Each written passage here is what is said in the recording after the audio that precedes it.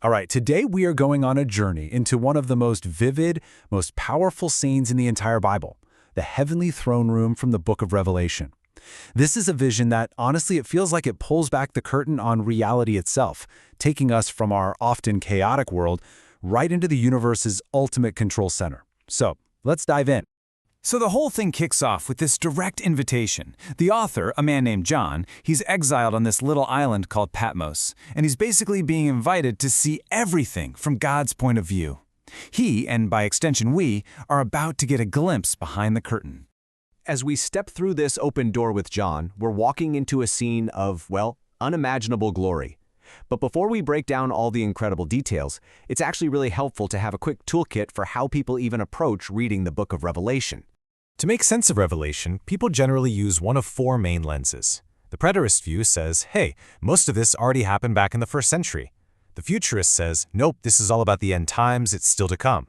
The historic view sees it as a kind of symbolic map of all of church history. And the idealist view, it reads it as this timeless symbolic story about the constant struggle between good and evil.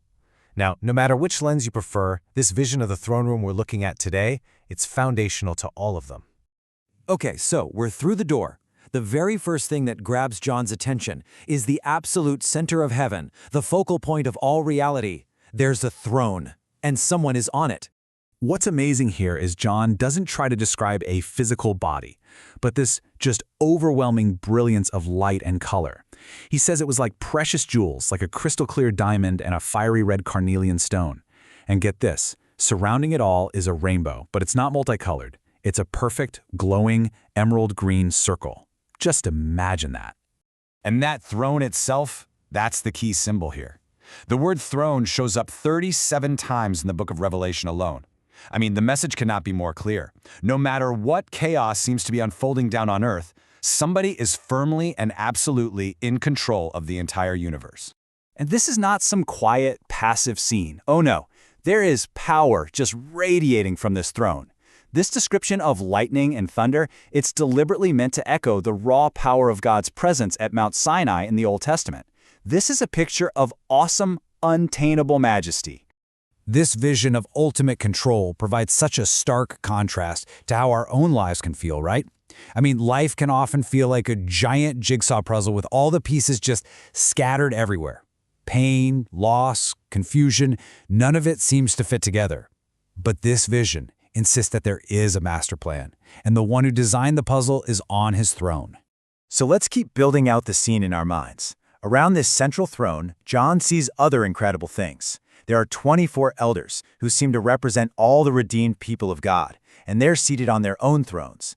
Then, in front of the throne, there's this perfectly calm, crystal clear sea of glass, and surrounding the throne are four mysterious living creatures.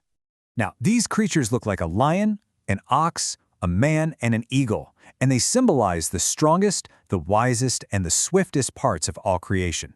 But what's really fascinating is how these line up with the traditional banners of the 12 tribes of Israel as they camped in a perfect square around God's presence in the tabernacle. It's this beautiful picture of all creation, perfectly organized around its creator. And what are these creatures and elders doing? They are leading a constant, unending chorus of worship. Day and night they declare God's holiness, His eternal nature, and His absolute power. The elders even cast their own crowns down before the throne, basically saying, "Any authority we have comes entirely from you." So just as the scene hits this incredible crescendo of worship and awe, the whole tone shifts dramatically. A crisis emerges right at the very heart of heaven, and the focus moves to something in the hand of the one on the throne. It's a scroll, and this represents God's plan for the future, the destiny of the world. It's written on both sides, which means it is packed full of information, and it's sealed shut with 7 seals. In the ancient world, this was like the ultimate security measure. It means its contents are completely and totally locked away. A mighty angel then issues a challenge to the entire cosmos. Who has the authority, the right, the sheer worthiness to unseal God's plan?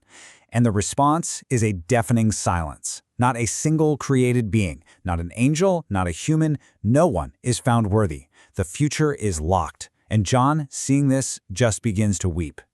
But this, right here, is the dramatic turning point. Just as all hope seems lost, one of the elders offers John and the whole universe a solution. A hero is announced, one who can finally solve this cosmic crisis.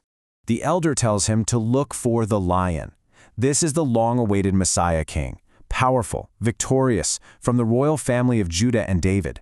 This is the conquering hero that everyone expected, the one who has already won. So John hears about a conquering lion. But when he turns to look, this is the crucial point, the shocking paradox of the whole vision. What he sees is a lamb. And not just any lamb, but one that looks as if it had been slain. The hero's victory didn't come through raw power, but through sacrificial suffering and death.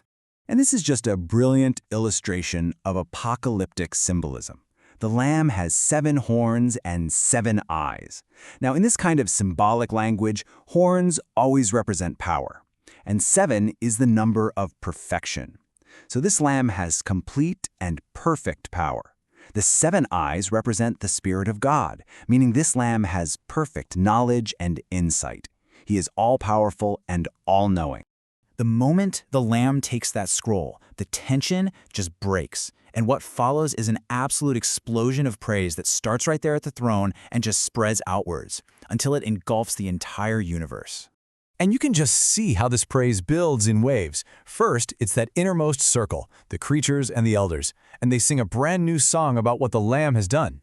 Then, millions upon millions of angels join the chorus. And finally, the circle expands to include every single creature in all of existence. And this is their song. It's a powerful 7-fold declaration that the Lamb who was slain is worthy to receive everything. His sacrifice has earned him the right to rule and to unlock the future. The crisis is over. The universe has found its worthy king. And this all brings us to one last fascinating connection. You see, the ancient Israelite tabernacle wasn't just some random design, it was a physical copy, a shadow of this heavenly reality. The altar of sacrifice? It pointed to the Lamb. The basin for washing? It pointed to the sea of glass. And the mercy seat on the Ark of the Covenant? That pointed to God's very throne. John has seen the ultimate reality that the earthly temple only ever hinted at. So, we end with this question. The central message of this entire vision is that despite all the chaos we see, the throne of the universe is not empty, and history is not meaningless. It's in the hands of a sovereign creator and a sacrificial lamb.